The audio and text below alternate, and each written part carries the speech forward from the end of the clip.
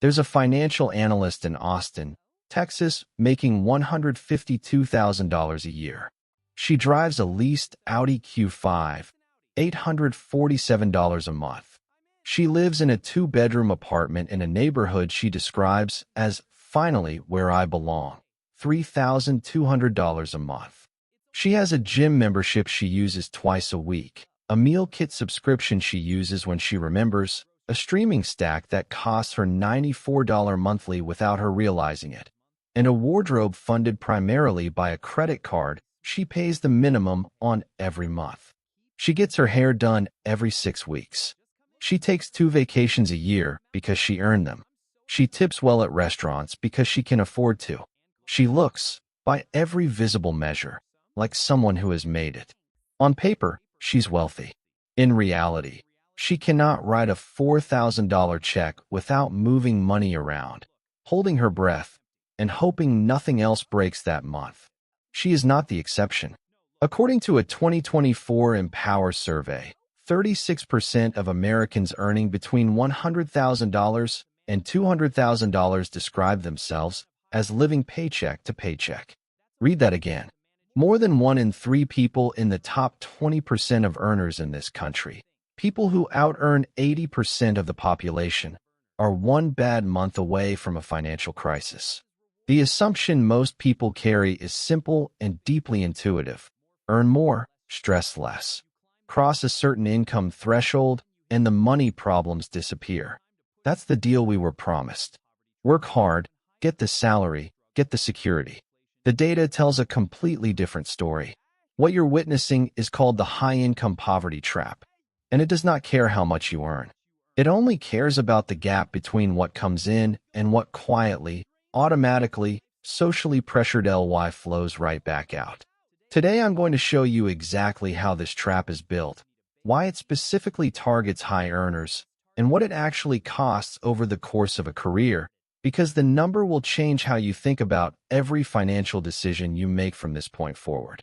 And before we go any further, if content like this is useful to you, subscribe to begin success. No fluff, no get-rich-quick noise. Just the financial patterns and psychology that actually explain why money behaves the way it does in real people's lives. Hit subscribe and let's keep going. Let's name the assumption directly, because it's so embedded in how we think about money that most people have never once questioned it. The assumption is this: income solves financial problems. Earn more, fix more. It's the logic behind every promotion you've chased, every side hustle you've considered, every moment you've thought, if I could just get to $X, things would finally feel stable. It is the foundational belief of personal finance as most people practice it, and it is precisely why so many high earners are broke. Here's what the data actually shows. The Bureau of Economic Analysis reported that the personal savings rate among Americans in the top income quintile has been declining for over a decade, even as their incomes climbed. These are households earning well above 6 figures, and they are saving less, proportionally, than they were 10 years ago. More income, less margin. A 2023 Charles Schwab study found that 59% of Americans consider themselves financially comfortable, yet nearly half of that same group reported they would struggle to handle an unexpected $2,000 expense. Comfort and security are not the same thing. High earners have successfully purchased the feeling of wealth without the substance of it. And here is the number that should stop you completely. The Federal Reserve's 2023 survey of consumer finances found that median household wealth among families earning $100,000 to $150,000 was just $317,000. The vast majority of it locked in home equity and retirement accounts that cannot be touched without penalty. Liquid, accessible, actual security? For most of these households, it barely exists. This is not a discipline problem. It is not an intelligence problem.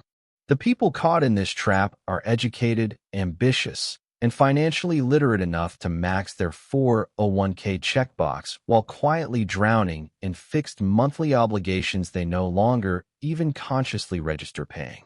The trap has a specific mechanism. Income rises. Lifestyle expands to meet it. almost automatically, almost invisibly. The new income level stops feeling like more money and starts feeling like the baseline. Expenses that were once aspirational become non-negotiable, and the gap between income and real financial security doesn't close. It calcifies. Thomas Stanley and William Danko documented this exact dynamic in their research on actual American millionaires. Their finding was stark. The highest income households were consistently among the worst wealth accumulators relative to their earnings. They coined the term under-accumulator of wealth, UAW, specifically to describe the high-income, low-net-worth profile that dominates the top earning brackets. High income is not the same as wealth. This trap is the proof. Let's build the full picture. Because one statistic is a data point, 5 from completely different angles is a pattern you cannot argue with. First angle, the banking data. A 2024 Bank of America Institute report analyzing actual spending and deposit data, not self-reported surveys, real transaction behavior, found that households earning over $125,000 were increasing their discretionary spending faster than any other income group, even as interest rates rose and savings incentives were at their highest levels in 15 years. When saving became objectively more attractive, high earners spent more anyway. The pull of lifestyle is stronger than the logic of interest rates. Second angle, the debt picture. The New York Federal Reserve's 2024 household debt report showed that Americans earning six figures carry an average of $11,400 in credit card debt, nearly identical to the national average across all income groups. The income is higher. The debt is the same. That is not a coincidence. That is a structural feature of how lifestyle expansion works. More income does not reduce the debt. It just makes the minimum payment feel manageable. Third angle, the retirement gap. Fidelity's 2024 Retirement Readiness Report found that only 27% of high-income earners, households in the top quartile, were on track to fully replace their pre-retirement income in retirement. Nearly 3/4 of people who have spent decades earning well are quietly headed toward a retirement that requires them to downsize the lifestyle they built. The income was there for 30 years. The wealth wasn't built because the lifestyle consumed every increase before it could compound. Fourth angle, the net worth inversion. The Federal Reserve's distributional financial accounts data reveals something that reframes the entire income equals wealth assumption.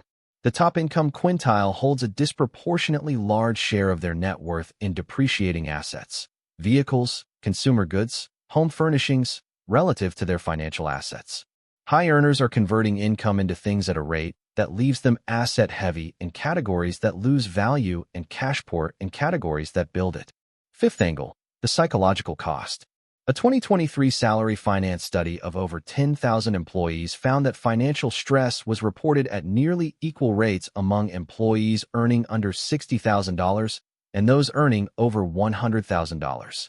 The dollar amounts causing the stress were different. The stress itself was identical. More income did not purchase peace of mind. It purchased a more expensive version of the same anxiety. 5 angles. 5 different institutions. 1 conclusion. The trap does not care what your salary says.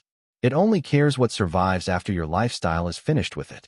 So if high earners are consistently failing to build wealth, the obvious question is, what do people who actually build wealth do differently? The research on actual millionaires tells a completely different story. Thomas Stanley spent decades studying wealth accumulation in America. Not the perception of wealth, not income levels, but real, documented, liquid net worth.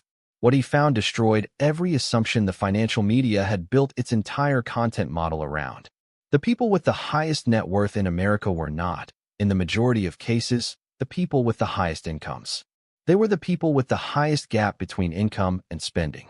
That gap, not the salary, was the engine. Stanley coined 2 terms that are worth tattooing somewhere visible. The first is PAW, prodigious accumulator of wealth.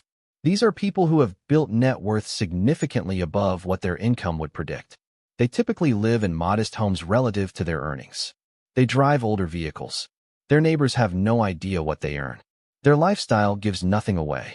And their investment accounts are quietly, consistently, compounding into generational security. The second is UAW, under accumulator of wealth. High income, low net worth. Impressive lifestyle. Invisible financial foundation. This is the profile that dominates the top earning brackets in America. And this is almost certainly the profile of the $152,000 analyst in Austin we met at the beginning of this video. The separator between these two profiles is not talent. It is not even discipline in the way most people understand it. It is one decision, made repeatedly, consistently refuse to let their lifestyle grow as fast as their income. Stanley's data showed that the typical PAW household saved and invested a minimum of 20% of their annual income, regardless of what that income was. Not when it felt comfortable, not after the lifestyle was funded. First, automatically, non-negotiably. The lifestyle was built around what remained, not the other way around. The typical UAW household inverted this completely. Lifestyle expanded with every income increase. Savings were funded with whatever survived the month. Some months, nothing survived. Here is what makes this finding particularly important for anyone earning a strong income right now. The PAW advantage compounds. Every year, a high earner lives as a PAW instead of a UAW. The gap between their actual wealth and their lifestyle peers' wealth widens, not linearly, but exponentially. Time and consistent investment rate do the work. The wealthy are not earning more than the trapped. They are simply keeping more of what they earn and letting time do what time does. Here is where most financial content gets it wrong. They frame the high-income poverty trap as a math problem. Spend less than you earn. Invest the difference. The equation is simple. So why are millions of educated, intelligent, high-earning people failing it every single month? Because this was never an arithmetic problem. It is a psychology problem. And until you understand the specific mechanisms operating underneath the numbers, no spreadsheet, no budget app, and no income increase will fix it. There are three psychological forces driving this trap. Each one is distinct. Each one is powerful enough alone. Together, they are nearly inescapable without deliberate intervention. The first is lifestyle inflation. Psychologists call it the hedonic treadmill. The mechanism is straightforward and brutal. Every upgrade to your lifestyle that once produced genuine satisfaction eventually becomes your new normal. The first time you flew business class, it felt extraordinary. The fifth time, it felt like what you deserve. The moment an upgrade stops feeling like a luxury and starts feeling like a baseline, it has permanently increased your cost of living without permanently increasing your happiness. And the only way to recreate the original feeling is another upgrade. The treadmill never stops. It only speeds up. The second is social comparison pressure. High earners cluster together in neighborhoods, in offices, in social circles. And human beings are hardwired to benchmark themselves against the people immediately around them, not the broader population. The analyst earning $152,000 is not comparing herself to the median American household earning $74,000. She is comparing herself to her colleagues, her friends, her LinkedIn feed. In that reference group, the Audi is average. The $3,200 apartment is reasonable. The 2 vacations a year are the bare minimum. Relative deprivation, feeling poor despite objective wealth, is not irrational. It is the mathematically predictable result of who you are standing next to. The third is identity expenditure fusion. At a certain income level, spending stops being transactional and becomes definitional. The purchases are no longer just things. They are statements. The car says something. The neighborhood says something. The restaurant says something.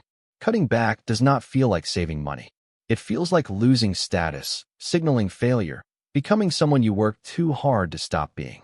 This is why logical financial advice bounces off high earners without penetrating. You are not arguing with their budget. You are arguing with their identity. Free mechanisms. None of them appear on a bank statement. But every dollar this trap extracts from a high earner's future, and we are about to count exactly how many dollars that is, flows directly from one of these 3 sources. Let's open the books. Not a hypothetical budget. A real autopsy of where $152,000 actually goes when the high-income poverty trap is operating at full strength. Because the trap does not announce itself as a single catastrophic decision. It assembles itself quietly, category by category, each line item individually defensible, collectively devastating. Category 1. Housing. The standard financial guideline caps housing at 28% of gross income. At $152,000, that is $3,547 per month. Most high earners in major metros treat this as a floor, not a ceiling. The Austin analyst pays $3,200. Reasonable on paper. But add renter's insurance, utilities, parking, and the monthly furniture installment from the West Elm credit account, and the true housing cost clears $3,900 easily. That is 31% of gross income consumed before she has eaten a single meal. Category 2, transportation. The $847 lease payment is just the entry fee. Add insurance on a late model Audi, $190 per month. Add fuel, maintenance, and the inevitable out-of-pocket costs the lease does not cover. Total monthly transportation spend, approximately $1,200. That is $14,400 per year to move between locations. This is the fixed cost trap in its purest form, a number that hits every month regardless of income fluctuation, illness, job disruption, or any other variable life introduces. Category 3, lifestyle subscriptions and recurring services. This is the category that hides in plain sight. Streaming stack, gym membership, meal kit, cloud storage, news subscriptions, Prime, Spotify, the software tool she signed up for and forgot. $94 was the number she cited. The actual audit, when done carefully, almost always lands between $340 and $500 per month. These are the expenses that never feel like decisions because they never require one. They simply recur, invisibly, indefinitely. Category 4, social spending and identity maintenance. Dining out, drinks with colleagues, the work wardrobe that needs refreshing seasonally, the credit card minimum on the balance that funded last year's vacation, the hair appointment every 6 weeks, the spontaneous weekend trip because the group chat said yes. This category resists precise measurement because it is engineered to. It arrives as individual moments, each one reasonable, each one socially rewarded. Collectively, for a high earner embedded in a high-earning social environment, this category routinely consumes $2,000 to $3,000 per month. Added up, housing, transportation, subscriptions, social spending. Before a single dollar reaches savings or investments, the trap has already claimed over $7,500 per month. On a $152,000 salary, after tax, approximately $8,900 hits the account monthly. The trap leaves her with $1,400. That is the fixed cost trap, and it was built one reasonable decision at a time. Now let's count what this actually costs. Not monthly, not annually, over the course of a career. Because the true price of the high-income poverty trap is not what it takes from your checking account this month. It is what it removes from your future permanently. 2 scenarios. Same income. Same starting point. 20 years. Scenario A. The UAW, under-accumulator of wealth. Our analyst. $152,000 salary. After tax, approximately $8,900 per month hits her account. The fixed cost trap consumes $7,500. She saves the remaining $1,400 when nothing unexpected happens. In practice, something unexpected happens most months. Realistic average monthly investment contribution, $600. She puts it in a 401k, feels responsible, and moves on. $600 per month invested over 20 years at a 7% average annual return. The historical average for a diversified index portfolio produces $313,000.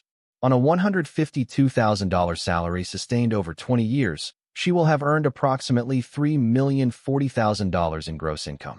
She will have accumulated $313,000 in investable wealth. That is a wealth capture rate of 10.3%. She converted just over $0.10 of every dollar she earned into lasting financial security. The trap took the other 90 cents. Scenario B. The PAW, prodigious accumulator of wealth. Same salary, same city, same starting point. This person makes one structural decision differently. They treat 20% of gross income as non-negotiable savings before the lifestyle is funded.